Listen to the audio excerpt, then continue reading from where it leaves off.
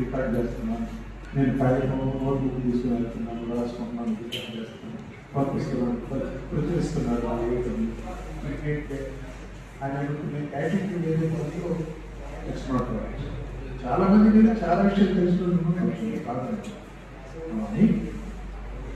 ఎప్పటికప్పుడు ఫైన్ చేసుకోవడం మన స్కిల్స్ని చాలా అవసరం.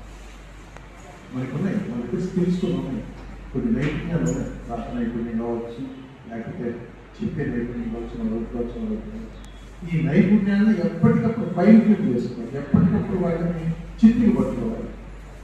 దానికి ఈ ఈ ప్రెస్ అకాడమీ నిర్వహిస్తున్న ఈ పునశ్చరణ తరగతులు వాటిని ఉపయోగిస్తాయి. ఈ ఫీల్డ్లో ఆయా విభాగాల్లో ఉపయోగపడితే మిమ్మల్ని రీచ్ యాక్టివేట్ చేస్తారు. ఇది చాలా ముఖ్యమైన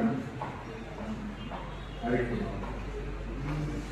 బేసిక్గా ప్రెస్ అకాడమీ పెట్టిన లక్ష్యం 1996లో ఇప్పుడున్న ముఖ్యమంత్రి చంద్రబాబు నాయుడు టైంలోనే 96లో వచ్చింది ప్రెస్ అకాడమీ. అప్పటికప్పుడు ప్రెస్ అకాడమీ రీచ్ మారాలి, కానీ ఇది పేరు మరి ప్రెస్ అకాడమీ అసలు మీడియా అకాడమీ. ఆనాడు ప్రెస్ అకాడమీకి ఓన్లీ ప్రింట్ మీడియా మాత్రం ఉంటుంది 96లో.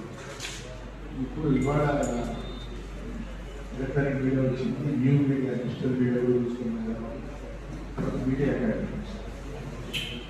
ప్రెస్ అకాడమీ చేసే ఈ గ్రామీణ విలేకరుల పునశ్చరణ తరగతి కార్యక్రమం అనేది గ్రామీణ విలేకరులు ఎంతైనా ఉపకరించే విషయం, ఉపకరించే కార్యక్రమం.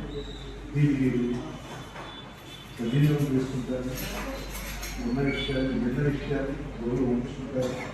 వాటిని ఎంతో కొంత మీ మీ మీ మీ రోజువారీ జర్నలీలో పాత్రికేయ వృత్తిలో వాటిని ఇంప్లిమెంట్ చేసేందుకు ప్రయత్నిస్తారని ఆశిస్తున్నాను. చాలా థ్యాంక్స్ మీరు వచ్చినందుకు. ధన్యవాదాలు.